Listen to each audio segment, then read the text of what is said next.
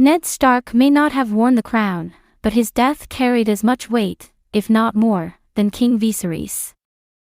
Anyone who's watched HBO's hit shows Game of Thrones and its prequel, House of the Dragon, is well aware that any prominent character's death is practically a given.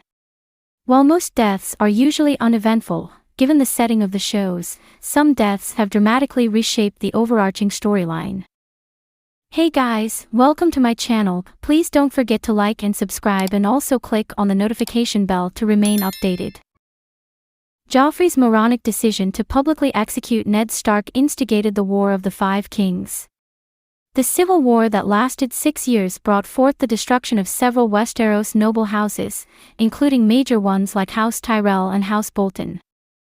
Due to the high number of casualties on all sides of the war, the deep mistrust held by the remaining sides meant that they were unable to form a true alliance to battle the Night King and his forces during the Long Night.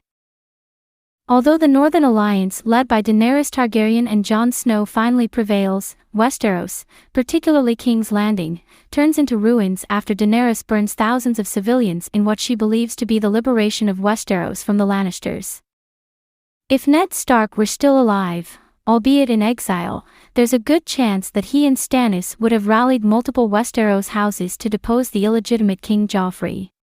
Much like the War of the Usurper, Robert's Rebellion, a huge battle would have ensued between Stannis and Ned's allies and the Lannisters' allies. If we assume that the Lannisters would have been defeated and like the Targaryens were, there's still the matter of who would be king. Would Stannis have yielded the throne to Jon Snow or Daenerys? The end of one war would likely have marked the beginning of another, as it would have been only a matter of time before either of the three rightful heirs waged war on the other two. On the other hand, Viserys' death, and more so, his final words, set the stage for the war of succession that came to be known as the Dance of the Dragons. Though the show uses Alicent's misinterpretation of Viserys' incoherent mumble as the reason behind the small council's usurping actions, Otto and Alicent Hightower would have still made the same decision regardless of Viserys' final words. From the moment Viserys named Rhaenyra as his heir, the damage was already done, and his death was more or less a formality to give both sides the green light to start the war. Nonetheless, the resulting war marked the beginning of the collapse of House Targaryen due to the immense and rapid loss of their main power, dragons.